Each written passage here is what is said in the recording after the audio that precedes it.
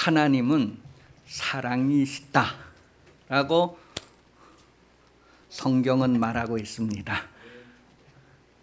하나님은 사랑이시다라고 하는 그 문장으로서 하나님을 다 표현하는 것이에요.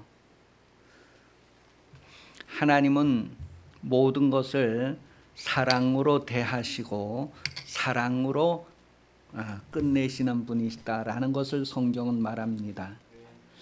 하나님께서 세상을 지으셨어요. 사랑으로 지으셨다는 거예요. 그리고 그 세상 안에 오신 것도 사랑이고 그 세상 안에서 하신 모든 것도 사랑이다라는 것을 알게 해줍니다. 예레미야 31장 1절에서 3절 말씀을 보면 하나님은 영원한 사랑으로 모든 것을 대하여 주셨다라고 말합니다.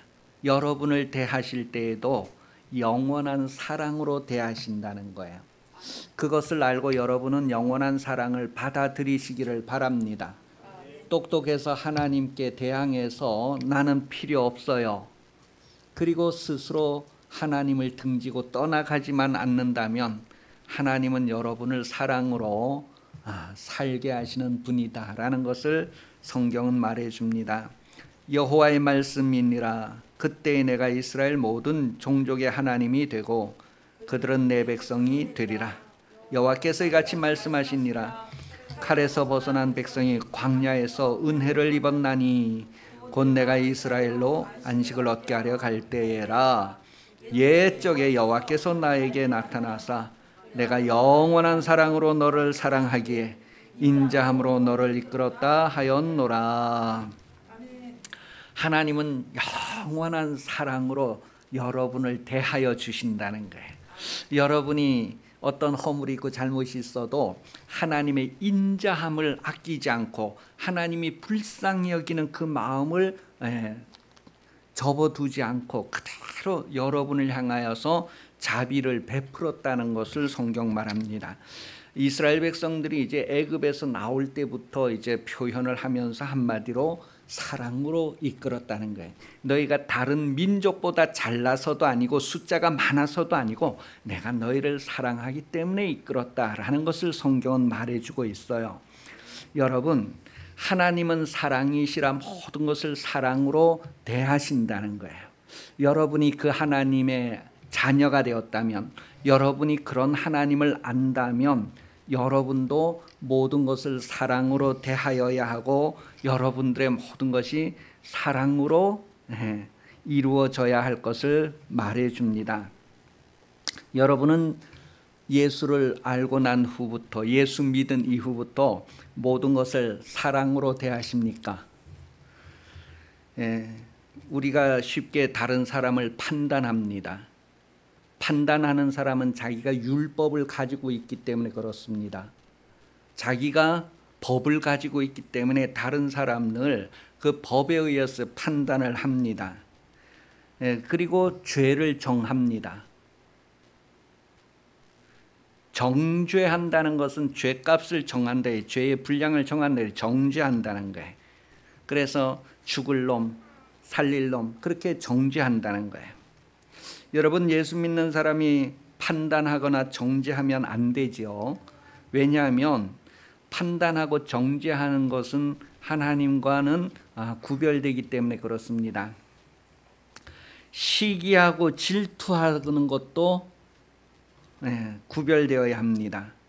그런데 우리가 예수 믿고 나서 다른 사람을 판단하고 정죄하고 때로는 시기하고 질투하고 험담하여서 쉽게 죄를 짓지는 않는지 한번 돌아봐야 합니다.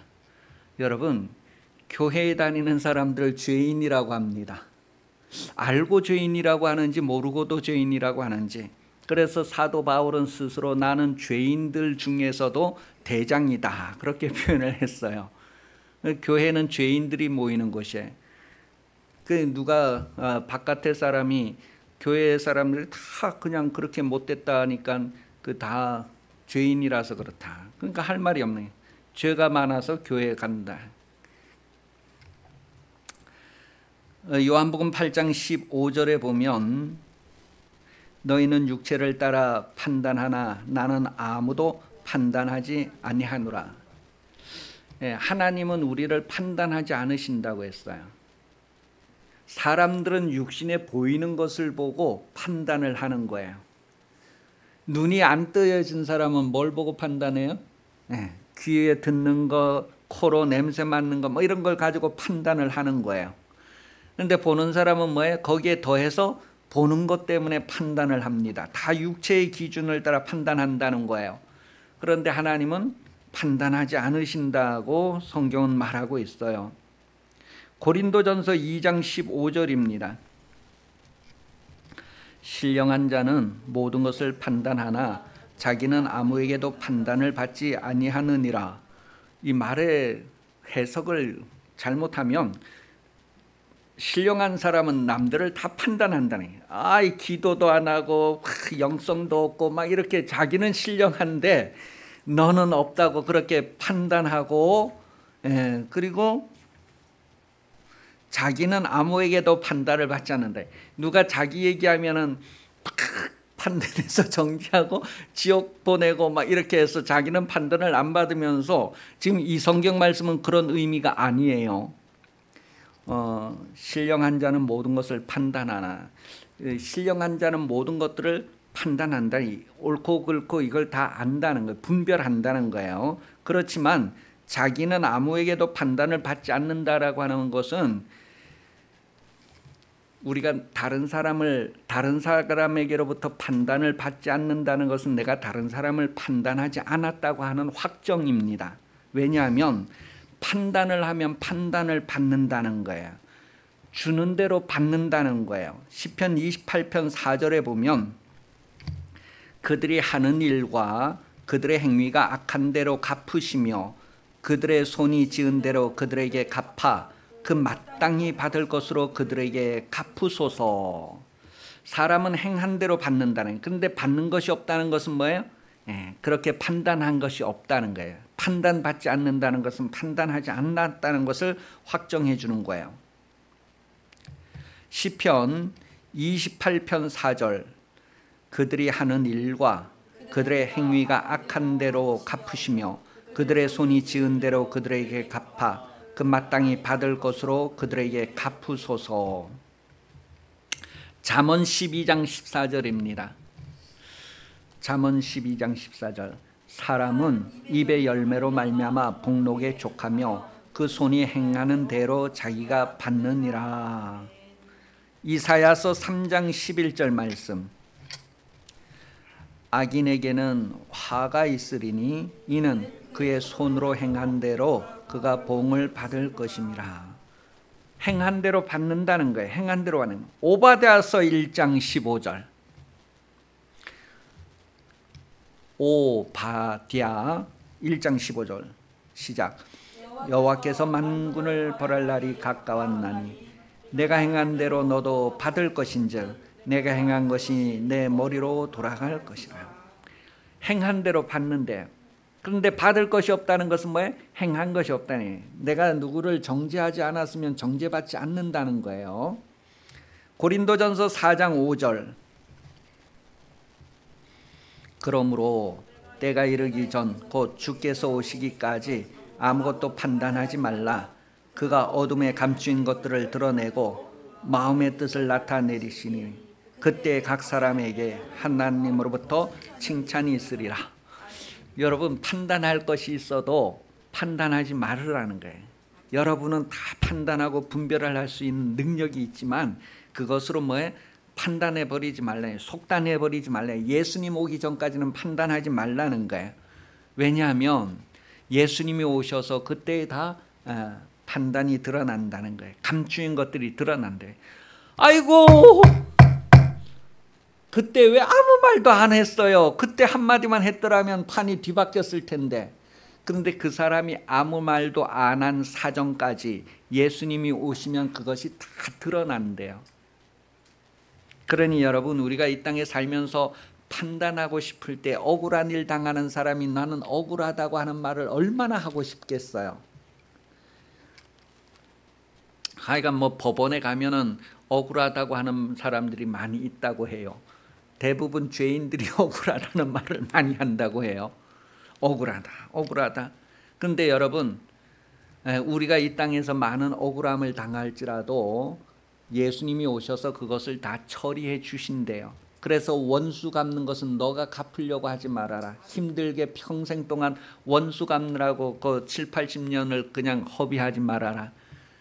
7, 80년 여러분, 정말로 하나님께서 여러분에게 원하시는 그런 삶을 살 수 있는 지식이 있기를 예수님 이름으로 축복합니다.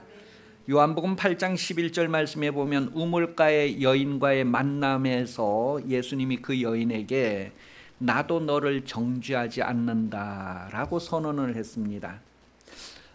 사람들이 그 여인을 대하여 판단하고 정죄했습니다. 그런데 예수님이 그들의 정죄를 쫙 막아주시고 나도 너를 정죄하지 않는다. 기회를 주시는 거예요. 그리고 다시 오셔서 모든 것들을 드러내십니다. 그때 각 사람이 스스로 자기들이 판단받게 될 것입니다. 예수님이 아무도 판단하지 않아도 자기들이 행한 모든 것이 스스로 드러나서 스스로 판단을 받게 되는 거죠. 우리의 신앙생활을 요한일서 4장 16절은 하나님의 사랑을 알고 믿는다라고 정리를 하고 있습니다. 여러분도 그렇습니까? 여러분 하나님이 사랑으로 모든 걸 대한다는 것을 알고 여러분은 하나님을 믿습니까? 하나님을 믿는다는 말이 진실이기 위해서는 여러분이 일상생활에서 모든 것을 사랑으로 대하여야 합니다. 내가 너희를 사랑한 것 같이 너희가 서로 사랑하라. 정말 그렇게 대하고 있는가? 고린도전서 16장 14절 말씀, 너희는 모든 일을 사랑으로 행하라. 설거지할 때에도 여러분 사랑으로 행하라는 게, 청소할 때에도 사랑으로, 누구에게 선물을 줄 때에도 사랑으로. 여러분 모든 것을 사랑으로 하라는 거예요. 사랑으로. 우리가 하나님은 사랑이시다라는 것을 안다면 거짓이 되지 않기 위해서 우리도 신실하게 모든 것을 사랑으로 행하여야 할 것을 말합니다. 갈라디아서 5장 13절입니다. 형제들아, 너희가 자유를 위하여 부르심을 입었으나 그러나 그 자유로 육체의 기회를 삼지 말고 오직 사랑으로 서로 종노릇 하라. 사랑으로 서로 섬겨주라는 거예요. 사랑으로. 여러분 누구를 위해서 봉사하고 막 참아주고 막 이러다가 더 이상 못 참아서 화를 내고 내 다시는 네 안 도와준다 막 이런 그런 우리 경험도 있을 거고 그런 걸 구경도 했을 거예요. 여러분 하나님은 끝까지 영원한 사랑으로 사랑한다는 게, 하루에 7번 잘못하고 돌아와서 내가 잘못했다 하면 7번 용서해 줄 때 그때 똑같은 걸 7번 하는 거예요. 7번뿐만 아니라 70번씩 7번을 70번씩이라도 하라는 거예요. 그런데 뭐예요? 하나님은 영원한 사랑으로 우리를 사랑한다는 거예요. 우리가 그것을 안다면 우리도 뭐예요? 영원한 사랑으로 사랑하는 거예요. 그러니 이것은 뭐예요? 조건이 아니에요. 조건이 아니고 그냥 영원한 사랑으로 사랑하는 거예요. 그래서 그 사랑을 거부하고 그 사랑을 등지는 사람은 스스로 그렇게 되는 거지 하나님이 그를 사랑하지 않아서가 아니에요. 예수님이 유다를 사랑했을까요? 안 사랑했을까요? 황 집사님, 예수님은 유다를 사랑했을까요? 안 사랑했을까요? 원수를 사랑하라고 하신 분이 왜 안 사랑했겠어요? 그런데 유다가 그 사랑을 거부하는 거예요. 양심이 있지. 그건 자기 생각, 자기 판단, 자기 이론, 자기 결정이에요. 양심이 있지. 여러분은 양심이 있습니까? 설교 시간에 자지 말아요. 양심이 있습니까?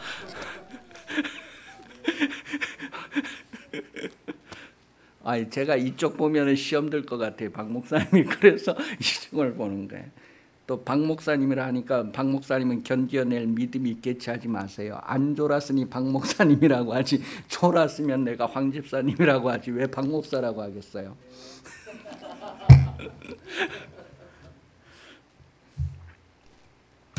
여러분, 정말 내가 하나님을 안다면 그게 진실이라는 것을 여러분 인생을 통하여서 열매를 맺어야 합니다. 하나님은 모든 것을 사랑으로 대하시고 여러분도 사랑으로 대하십니다. 여러분도 다른 사람을 사랑으로 대하세요. 그리고 여기 보니까 모든 일을 사랑으로 하라는 거예요. 사랑으로. 그러니까 청소를 해도 사랑으로 하라는 거예요. 설거지를 해도 사랑으로 하라는 거예요. 억울한 일을 당해도 뭐예요? 그 억울함을 덮어버릴 수 있는 사랑을 정말 구하라는 거예요. 사랑밖에 다른 방법이 없다는 거예요. 원수라도 사랑하라는 거예요. 나는 그럴 능력이 없습니다. 그럼 핑계 댈까 봐 내게 구해라. 내가 너에게 사랑할 수 있는 능력을 주겠다. 내게 능력 주시는 자 안에서 내가 뭐든지 다 할 수 있다. 모든 것을 할 수 있다. 그런데 안 하는 것은 뭐예요? 구하지 않으며 하나님의 말씀을 불순종하는 것이고 하나님을 필요로 하지 않는 것입니다. 여러분, 모든 일을 사랑으로 할 수 있기를 예수님 이름으로 축복합니다. 사랑으로 안 되는 게 없단 말이에요. 그래서 능력을 구하라는 거예요. 갈라디아서 5장 13절 말씀 보면 자유한 것을 서로 종로로 타는 데 사용하라는 거예요. 자유라는 건 자기의 의지를 가지고 뭐예요? 남 섬기는 것을 선택하라는 거예요. 의지를 가지고. 근데 자기 의지를 가지고 그렇게 사랑하는 것을 선택 안 하는 것은 뭐예요?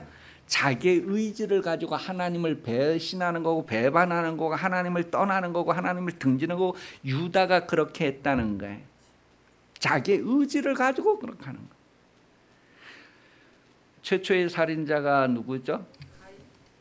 가인도 자기의 의지를 가지고 그렇게 했다는 게 분명히 하나님은 뭐예요? 죄가 너의 문지방 앞에서 너의 발목을 잡고 넘어뜨리려고 기다리고 있는데 너는 죄를 다스려라 그러는데 안 다스리고 지가 걸려 넘어지는 거예요. 그냥 막 이 끌어오는 이 나중에 나올 텐데 이 끌어오르는 것을 뭐라 하냐면 열심이라고 해요. 열심. 열심이라는 그 말의 의미가 뭐냐면 뜨거운 것이 끌어오른다는 거예요. 조금 이따가 그건 더 보충을 해드릴게. 로마서 14장 15절에 보면 만일 음식으로 말미암아 내 형제가 근심하게 되면 이는 내가 사랑으로 행하지 아니함이라. 그리스도께서 대하여 주신 형제를 내가 음식으로 망하게 하지 말라. 옛날에는 밥을 많이 먹는다고 구박을 받았어요. 밥을 많이 먹는다고 구박을 받았다니요? 교회에서는 구박을 하면 될까요, 안 될까요? 왜 안 되죠? 제가 밥을 많이 먹기 때문에 그렇습니다. 여러분, 밥 늦게 먹는다고 옛날에는 구박을 많이 받았습니다.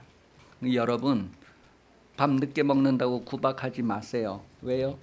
제가 밥을 늦게 먹습니다. 그러니 밥을 천천히 꼭꼭 씹어 늦게까지 많이 먹을 분들은 제 앞에 와서 먹으면은 제가 제일 늦게 먹으니까 안심하고 편하게 소화시키면서 먹을 수 있어요.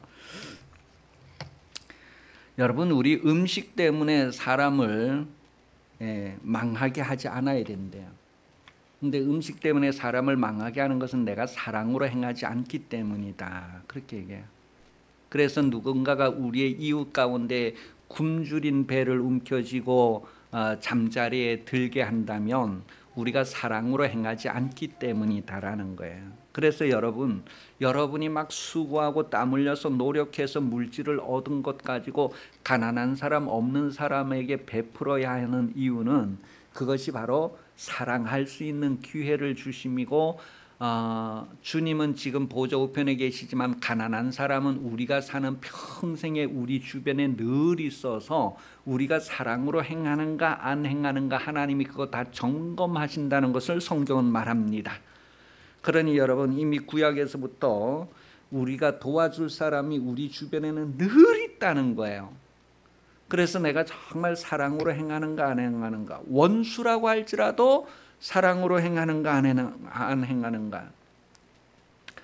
밤에는 갑자기 기온이 떨어져서 이불을 덮어야 되기 때문에 이스라엘 사람들은 겉옷이 그냥 이불 대용으로 되기 때문에 겉옷을 전당 잡았다가도 저녁 해질 무렵이 되면 이거 가서 덮고 내일 다시 가져오라 할지언정 돌려주라는 것을 성경에. 그게 뭐예요? 최소한 기본이라는 게 기본. 그 사람의 생명을 보호하기 위해서 하나님이 최소한으로 그렇게 하라는 거예요. 그런데 그렇게 안 하면 뭐예요? 다 하나님 앞에 이제 책임을 지게 되는 거예요. 그게 예수님이 다시 오시면 다 드러난대요. 우리가 사랑으로 행하지 않은 것이 다 드러난대. 여러분 설거지하면서 원망 불평하지 마세요. 그냥 컵 몇 개 깨고 말지 원망 불평은 하지 말아야 돼. 그냥. 여러분 내가 모든 것을 사랑으로 할 수 있도록 내게 능력을 달라고 기도하시기 바랍니다. 여호와 그 얼굴 그 능력을 항상 구하라는 거예요. 여러분은 하나님을 알고 섬깁니까? 여러분의 지식이나 여러분의 경험으로 하나님을 알고 섬기지는 않는지. 여러분 많은 사람들이 신앙생활을 오래 하면 자기의 지식과 자기의 기준을 가지게 됩니다. 그런데 우리가 그런 기준을 가지고 하나님을 섬기는 것이 아니고 우리가 하나님을 바르게 알고 하나님을 섬겨야 된다는 거예요. 여러분 하나님을 바르게 알기 위해서는 성령으로 하나님을 알고 섬겨야 한다는 것을 말합니다. 로마서 10장 1절에서 3절까지입니다. 형제들아 내 마음에 원하는 바 하나님께 구하는 바는 이스라엘을 위함이니 곧 그들로 구원을 받게 함이라. 내가 증언하노니 그들이 하나님께 열심히 있으나 올바른 지식에 따른 것이 아니니라. 하나님의 의를 모르고 자기 의를 세우려고 힘써 하나님의 의를 복종하지 아니하였느니라. 와, 이 말씀이요 사두개인 바리새인 율법사들 이스라엘을 한마디로 그냥 딱 정리를 해주는 말씀이에요. 2절 내가 증언하노니 그들이 하나님께 열심은 있으나 올바른 지식을 따른 것이 아니니라. 여러분 유대인들이 지금까지도 하나님의 율법을 철저히 지키기 위해서 얼마나 열심을 냅니까? 어려서부터 암송시키고 그냥 어려서부터 습관이 되어서 그 죽을 때까지 그렇게 하는 것 얼마나 열심히 했냐는. 그런데 그것이 올바른 지식을 따른 것이냐 아니냐를 예수님이 다시 오시면 다 드러내신다는 거예요. 올바른 지식이냐. 3절에 하나님의 의를 모르고 자기 의를 세우려고 힘써 하나님의 의에 복종하지 않냐. 와, 예수를 알고 모르고의 차이입니다. 지식을 따라서 하나님을 섬기느냐 아니면 자기 경험이나 자기의 의를 위해서 하나님을 섬기느냐. 여러분 지식을 따라서 하나님을 섬기려면 성령을 따라서 하나님을 섬겨야 하는데 여러분이 성령으로 하나님을 알아야 한다는 것을 말하고 성령으로 하나님을 따라야 된다는 것을 말합니다. 여러분이 주저하고 따를 능력이 없다고 할 때 하나님이 성령을 보내어 주셔서 여러분이 성령으로 하나님을 알고 하나님을 따를 수 있는 모든 준비를 해 주셨다는 것을 말합니다. 잠언 19장 2절에 보면 지식이 없어서 망한다. 잠언 19장 2절 지식 없는 소원은 선하지 못하고 발이 급한 사람은 잘못 가느니라. 지식이 없는 소원은 선하지 못하다. 호세아서 4장 6절은 내 백성이 지식이 없어서 망한다. 내 백성이 지식이 없어 망한다는 것을 잠언 29장 18절에서는 내 백성이 꿈이 없어서 망한다 그렇게 표현을 했습니다. 내 백성이 말씀이 없어서 망한다 그렇게 성경이 확인을 해줍니다. 여러분, 하나님의 말씀이 여러분에게 있다면, 하나님의 말씀이 여러분의 꿈이 되고, 하나님의 말씀이 여러분의 인생의 설계도가 되고, 하나님의 말씀이 여러분의 인생의 계획표가 된다면 하나님께서 그것을 이루신다는 거예요. 요한복음 15장 7절입니다. 너희가 내 안에 거하고 내 말이 너희 안에 거하면 무엇이든지 원하는 대로 구하라. 그리하면 이루리라. 하나님의 말씀이 우리 안에 있어서 구하는 것을 이루신다는 거예요. 빌립보서 2장 13절. 너희 안에, 눈 뜨고 읽어요. 시작. 너희 안에 행하시는 이는 하나님이시니 자기의 기쁘신 뜻을 위하여 너에게 소원을 두고 행하게 하시나니. 여러분, 예수를 영접한 사람은 여러분 안에 예수님의 계획을 소원으로 가지도록 하신다는 거예요. 그리고 그대로 이루어지기를 구하는 인생을 살게 된다는 거예요. 옛날에 이런 말이 있어요. 지금도 동일하지만, 뭐가 사람 잡는다고요? 그것을 좀 교양 있게 말하면 무식이 사람 잡는다는 거예요. 무식이 사람 잡는다. 무식이 사람 죽인다. 그러면 이게 어디 있게요? 옛날에 하여간 들어는 봤잖아요.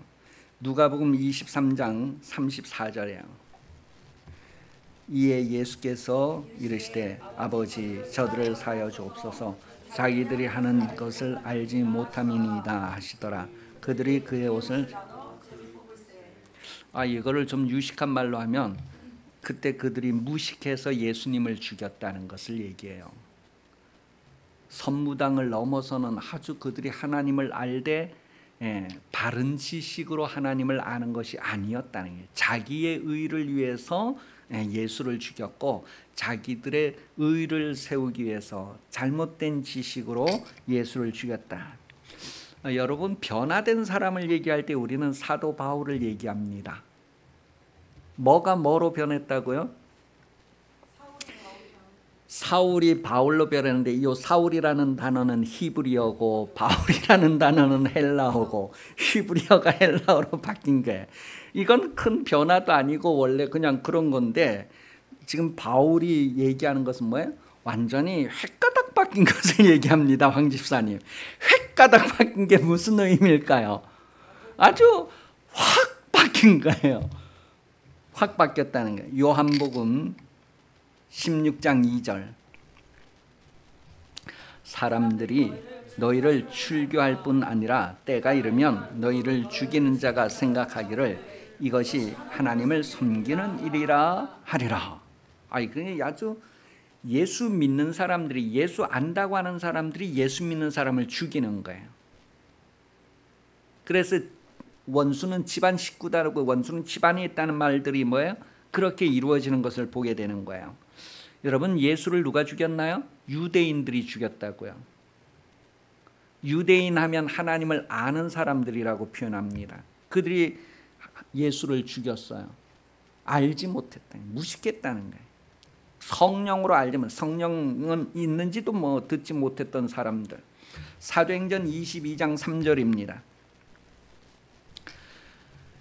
나는 유대인으로 길리기아 다수에서 낳고 이 성에서 자라 가말리엘의 문화에서 우리 조상들의 율법에 엄한 교훈을 받았고 오늘 너희 모든 사람처럼 하나님께 대하여 열심히 있는 자라. 요 사울이 바울이 되기 전에 사울일 때에 유대인으로서 하나님께 대한 열심이 너무 아주 뭐라고 표현해줘? 예전 성에 열심히 아주 득출했다, 득심했다, 그렇게 얘기해. 아주 뛰어났다는 얘기. 아주 너무 열심이었다는 거예요. 그래서 예수를 죽인 거예요.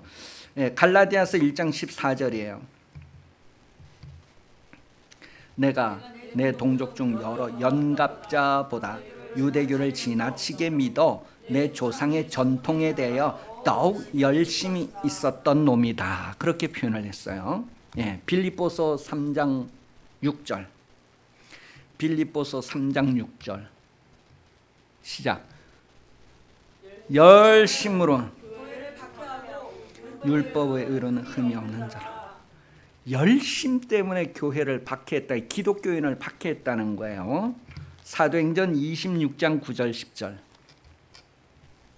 사도행전 26장 9절 10절 잘 봐요. 시작. 나도 두 사람이 안 따라하는 것 같아요. 세 사람이 안 따라. 다시 나도 다 같이 시작. 나도 나사렛 예수의 이름을 대적하여 많은 일을 행하여야 될 줄 스스로 생각하고 예루살렘에서 이런 일을 행하여 대제사장들에 대해서 고난을 받아 가지고 많은 성도를 오게 가두며 또 죽일 때에 내가 찬성 투표를 하였고. 그래서 스데반 집사 죽을 때에 바울이 뒤에서 뭐예요? 죽여라 하고 자기도 찬성표를 던졌대요. 왜요? 네, 아주 열심히 있었기 때문이다라는 거예요. 자, 그래서 바른 지식이 아닌 잘못된 지식으로 이렇게 죽인다는 얘기를 지금 계속 하고 있는 거예요. 바울이 자기가 변화돼서 예수 만나고 성령 받고 변화되기 전까지는 자기가 이렇게 교회를 죽이고 교회 죽이는데 찬성 투표를 하고 막 그랬다는 얘기를 하는. 그게 뭐냐면 자기가 하나님을 아주 잘 섬기는 줄 알았다니. 그게 열심히 있어서 그랬다는 것을 얘기해요. 그런데 예수 만나고 성령으로 알고 보니 와, 이거 완전 다 잘못돼. 그래, 헷가닥 바뀐 게 사울이 바울로 바뀌었다는 거예요. 로마서 9장 31절 32절 시작. 의의 법을 따라간 이스라엘은 율법에 이르지 못하였으니 어찌 그래하냐. 이는 그들의 믿음을 의지하지 않고 행위를 의지함이라. 부딪힐 돌에. 그래서 다 예수님에게 부딪히고 예수님 위에 떨어지고 뭐 이렇게 해서 걸려 넘어졌다, 그런 표현을 하는 거예요. 여러분, 열심히 좋은 거예요, 나쁜 거예요? 잘 생각해요, 황 집사님. 열심히 좋은 걸까 나쁜 걸까 했을 때에 열심이라는 것을 다스리는 덕목이 있어야 된다는 것을 말해요. 열심을 다스리지 못하면 문제가 되는 거예요. 열심. 그게 뭐냐면 뜨거운 것이 끓어오른다, 그런 뜻이에요. 뜨거운 것이 끓어오는 것을 잘 다스릴 수 있어야 된다는 거예요. 무엇으로 다스릴 수 있냐면 말씀과 성령으로 다스리는 거예요. 말씀으로 다스릴 수 있고 성령의 조명으로 성령이 우리를 인도해 주시고 이끌어 주심으로 다스릴 수 있다는 거예요. 그러는 것들을 고린도후서 4장 1절에서 7절에 기록을 하고 있습니다. 고린도후서 4장 1절에서 7절. 그러므로 우리가 이 직분을 받아 긍휼하심을 입은 대로 낙심하지 아니하고 이에 숨은 부끄러움의 일을 버리고 속임을 행하지 아니하며 하나님의 말씀을 혼잡하게 하지 아니하고 오직 진리를 나타내므로 하나님 앞에서 각 사람의 양심에 대하여 스스로 추천하노라. 만일 우리의 복음이 가리었으면 망하는 자들에게 가려진 것이라. 그 중에 이 세상 신이 믿지 아니하는 자들의 마음을 혼미하게 하여 그리스도의 영광의 복음을 광채가 비치지 못하게 함이니 그리스도는 하나님의 형상이니라. 우리는 우리를 전파하는 것이 아니라 오직 그리스도 예수 주 되신 것과 또 예수를 위하여 우리가 너희의 종된 것을 전파함이라. 어두운 데에 빛이 빛이라 말씀하셨던 그 하나님께서 예수 그리스도의 얼굴에 있는 하나님의 영광을 아는 빛을 우리 마음에 비추셨느니라. 우리가 이 보배를 질그릇에 가졌으니 이는 심히 큰 능력이 하나님께 있고 우리에게 있지 아니함을 알게 하려 함이라. 여러분, 예수를 영접한 사람과 예수를 영접하지 않은 사람, 말씀이 있는 사람과 말씀이 없는 사람, 아들이 있는 사람과 아들이 없는 사람에 대해서 지금 읽었던 말씀이 우리에게 가르쳐주고 있는 거예요. 여러분, 하나님의 영광을 아는 빛을 우리 마음에 비춰주셔서 이제는 우리가 뭐예요? 하나님의 영광을 아는 자의 삶을 살 수 있게 하셨는데 우리의 의지를 가지고 그것을 거절하고 거부하고 영접하지 않고 말씀을 받아들이지 않고 배척하면 어떻게 되는가 했을 때 바로 이 세상에 신이 믿지 아니하는 자들의 마음을 혼미하게 했다. 그것은 뭐냐, 믿지 않는 사람이라고 했을 때 자기의 의지를 가지고 말씀을 거절하고 영접하지 않고 하는 사람들에게 이 세상 신이 역사한다는 것을 얘기해 주고 있습니다. 너희도 전에는 그 가운데에 있었다는 것을 말해주고 있어요. 그러나 이제는 우리가 사망에서 생명으로 옮겨온 자다. 아멘. 빌립보서 1장 9절입니다. 바울이 기도한 내용이 뭔가, 내가 기도하노라 너희 사랑을 지식과 모든 총명으로 점점 더 풍성하게 하사. 여러분, 우리가 누군가를 사랑한다고 했을 때 바른 지식을 가지고 사랑하는 거예요. 그런데 이 바른 지식이 없기 때문에 자기의 의를 위해서 사랑하고 자기 기준으로 사랑하는 거예요. 자기의 틀에서 사랑하는 거예요. 그런데 사랑이라는 것은 뭐예요? 바른 기준을 가지고 바른 말씀을 가지고 해야 되는데 성령께서 그렇게 사랑하도록 도우신다는 것을 말해줍니다. 오늘 본문에 보면 형제들아, 오늘 본문 1절에 형제들아 내가 신령한 자들을 된 것 같이 너희에게 말할 수 없어서 육신에 속한 자 곧 그리스도 안에서 어린아이 대함같이 하노라. 내가 너희를 저주로 먹이고 밥으로 아니하였노니 이는 너희가 감당하지 못하였음이었거니와 지금도 못하리라. 너희가 아직도 육신에 속하여 너희 가운데 시기와 분쟁이 있으니 어찌 육신에 속하여 사람을 따라 행함이 아니리요.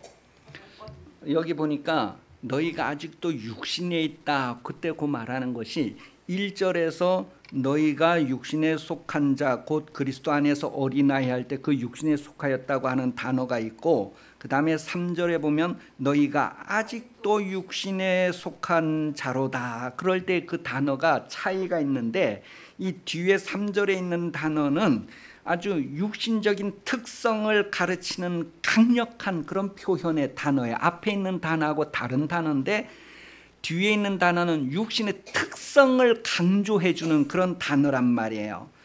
그런 육신의 특성이 강한 사람을 표현하면서 뒤에 보니까 너희 가운데 시기와 분쟁이 있으니 육신에 속한 자를 얘기하면서 누가 육신에 속한 자냐 했을 때에 시기와 분쟁이 있는 자다. 그때 그 시기라는 것이 단어가 열심이란 뜻이에요. 그 시기의 뜻이 무엇이냐면 뜨거운 것이 끓어오른다는 표현이에요. 그걸 열심이라고 해요. 뜨거운 마음.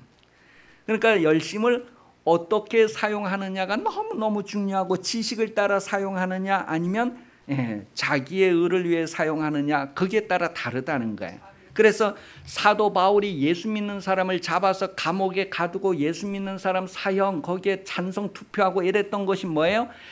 바른 지식이 아니었다는 거예요. 바른 지식을 가진 것이 아니었다는 거예요. 자기들의 오랜 전통 속에서 율법을 공부하고 배우고 하는 그런 것들이 바른 지식이 아니에요. 바른 지식은 뭐예요? 성령으로 우리에게 드러나는데 바로 예수 그리스도가 바른 지식이라는 것을 말해주고 있어요. 그게 바로 시기를 내가 다스릴 때 바른 지식을 가지고 다스리느냐. 그 우리가 열심을 내는데, 교회 일에 열심을 내는데 내가 바른 지식을 가지고 열심을 내느냐, 아니면은 과거의 어떤 그런 전통과 습관과 자기의 기준의 지식으로 열심을 내느냐는 엄청 다르다는 거예요. 그래서 시기라고 하는 것은 뜨거운 것이 끓어오르는데 이것이 지식을, 바른 지식에서 그런 열심이 나와야 된다는 것을 말해주고 있어요. 사도행전 5장 12절에서 18절 말씀을 보면 이 대제사장과 그 당시에 함께했던 사두개인, 바리새인 이런 사람들이 이 마음에 시기가 일어났대요. 이 마음이 막 끌어올랐대요. 왜 끌어올랐는지 황 집사님 읽어보시겠습니다. 사도행전 5장 12절에서 18절까지 시작! 이 두 사람 일어나요. 그럼 일어나요. 저 읽어요 이제. 두 사람이 일어나서 읽고 여러분은 다 같이 읽고 시작. 사도들의 손을 통해 민간의 표적과 기사가 많이. 아니 잠깐만. 지금 이거 왜 읽느냐 하면 대제사장과 사두개인과 바리새인 그 당시의 사람들이 시기가 일어났다 해서 열심히 일어났다 했어요. 왜 그 열심히 일어났는가를 지금 알려고 하는 거예요. 정신 차리고 다시 사도들의 시작.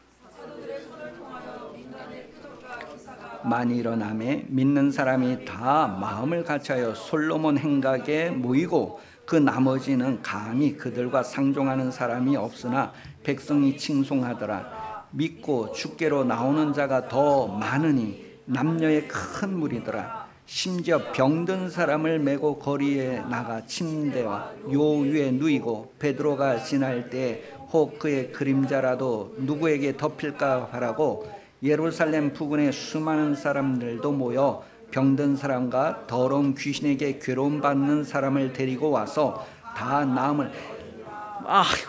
나음을 얻었대. 베드로는 이렇게 잘 나갔어요. 그 다음 시작.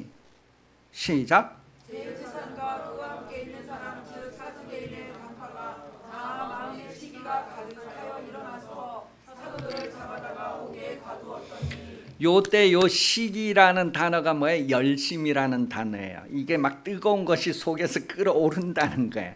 왜 속에서 뜨거운 게 끓어올라요?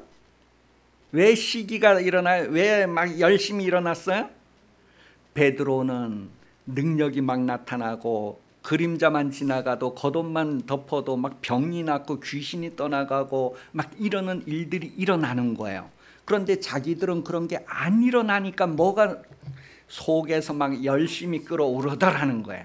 시기해서 감옥에 갇히고 나중에 이제 죽이는 내용을 성경은 얘기해 줍니다. 여러분 이제 앉아요. 이 시기라는 것은 그런 의미예요. 그러니까 이 시기가 바른 지식이 아니라는 것을 얘기해요. 바른 지식에서 열심히 올라야 된다는 것을 얘기해요. 그래야지만 사랑해서 죽을 수 있고 사랑해서 자기를 번제로 드릴 수가 있는 거예요. 예수님이 화목제물로 우리를 위해 주신 것은 뭐예요? 아버지의 말씀을 받아서 바른 지식에서 자신을 내어주는 사랑이에요. 그런데 이들은 뭐예요? 하나님의 말씀이 아니고 자기의 의를 위해서 바른 지식이 아닌 지식을 따라서 베드로를 감옥에 가두는 거고 시기가 막 일어나는 거예요. 그래서 미워하고 살인하고 시기하고 막 그러는 것을 성경은 얘기해 주는 거예요. 그 다음에 시기와 분쟁이 있다 할 때 그 분쟁이라고 하는 것은 이렇게 이제 그 시기하는 그 막 끌어오르는 것이 바깥으로 탁 표현되어지는 거. 그 산에 이거 솟아나는 걸 뭐라 하죠? 용암이 막 불불 끓어가지고 펑 터져 밖으로 나오는 거. 그것을 바로 지금 성경에서 얘기하는 분쟁 그렇게 표현하는 단어예요. 그래서 시기와 분쟁했을 때 그들이 뭐예요? 바른 지식이 아닌 데에서 막 끌어올라서 이게 드러나는 그 상태를 말하는 거예요. 시기와 분쟁이 이렇게 나기 때문에 사람이 뭐예요? 육체에 속하였다 그렇게 표현하는 거예요. 어린아이다. 영적으로 성장하지 못했다. 여러분이 교회 다니면서 성장해야 된다. 성장해. 태어나는 것은 무엇으로 태어나요? 말씀으로 태어나요. 예수 영접해서 예수 믿음으로 거듭나요. 그 다음에 성장해야 되잖아요. 무엇으로 성장해요? 하나님의 말씀으로 성장해요. 바른 지식으로 성장해요. 하나님의 성령이 우리에게 뭐예요? 말씀을 비춰주시는 그 말씀으로 성장하는데 그렇게 안 해서 그래요. 그래서 세례라는 것이 뭐예요? 그리스도인으로 태어난다는 의미고 성찬이라는 것은 이제 말씀을 먹어서 성장한다는 의미가 성찬의 의미예요. 그래서 태어나서 성장해야 되는데 오늘 성도들이 태어났다고는 하는데 성장했다고 하는 것에 대해서는 아무 능력도 없고 아무 표현도 없고 열매도 없는 상태. 그러니 여러분 그런 상태를 바로 어린아이의 상태다. 육에 속한 상태다. 신령한 상태에 성장해가지 못하고 있는 현실이다. 그것을 오늘 성경 말해주고 있어요. 그래서 분쟁했을 때에는 분열이라는 뜻을 포함을 하고 있습니다. 분쟁한다고 했을 때에는 이 시기가 밖으로 표현되어 나왔을 때에는 분열이다라고 하는 그런 의미를 포함하고 있다는 거예요. 다시 말해 이 분열에 대한 의미는 뭐냐면 둘이 이렇게 서로 대치하고서 절대 물러나지 않고 아주 일치점을 도저히 찾지 못하는 그런 상태를 분열이라고 해요. 그 서로 얼굴을 마주보고 남편과 아내라고 있으면서도 형제 자매라고 하면서도 이게 서로 뭐예요? 하나가 되지 못하는 분열하는 것은 뭐냐 하면 바로 이게 분쟁이라고 하는 거에서 나오는 결과란 말이에요. 이게 분쟁이라고 하는 것은 이미 분열의 의미를 포함하고 있다는 거예요. 그러니 여러분, 우리가 지식 없는 열심이 사람을 죽이고 지식 없는 열심이 자기도 죽이게 되는 것을 말합니다. 그러니 알고 믿는 것이 얼마나 중요하냐. 하나님을 알고 믿느냐, 성령으로 알고 믿느냐, 내가 정말 안다면 내가 행위의 열매를 가지고 있느냐, 내가 정말 안다면 그렇게 하지 않았을 텐데. 여러분, 하나님이 사랑이라는 것을 안다면 여러분도 사랑으로 행하여야 합니다. 그러기 위해서 여러분을 특별하게 구별하셨는데, 우리가 그러한 모든 것들을 안다면 마귀를 대적하는 삶을 살 것입니다. 마귀는 분열이고, 마귀는 뭐예요? 하나님의 말씀을 계속 거절하게 하고 나뉘게 하고 하는 일들을 하게 됩니다. 여러분, 예수께서 오신 것은 그 마귀를 멸하려고 오셨대요. 여러분이 사는 것도 그 마귀를 멸하는 삶을 살아야 합니다. 여러분, 그러기 위해서 뭐가 있어야 돼요? 성령의 검, 말씀이 있어야 되는데 바른 지식이 있어야 된다는 거예요.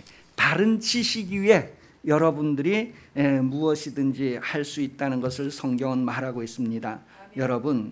여러분들의 삶에 있어서 바른 지식을 가지는 것 성령으로 구하시기를 바랍니다. 성령으로 말씀을 깨닫기를, 말씀 받기를, 그렇게 해서 정말로 하나님의 말씀이 여러분에게 온전히 이루어지는, 말씀이 육신이 되어지는, 다 이루었다라고 하는 말씀들이 여러분에게도 그대로 경험되어질 수 있는, 성령께서 그 경험을 여러분들에게도 나타낼 수 있기를 구하는 삶이 되시기를 예수님 이름으로 축복합니다. 이제 기도하겠습니다. 기도할 때에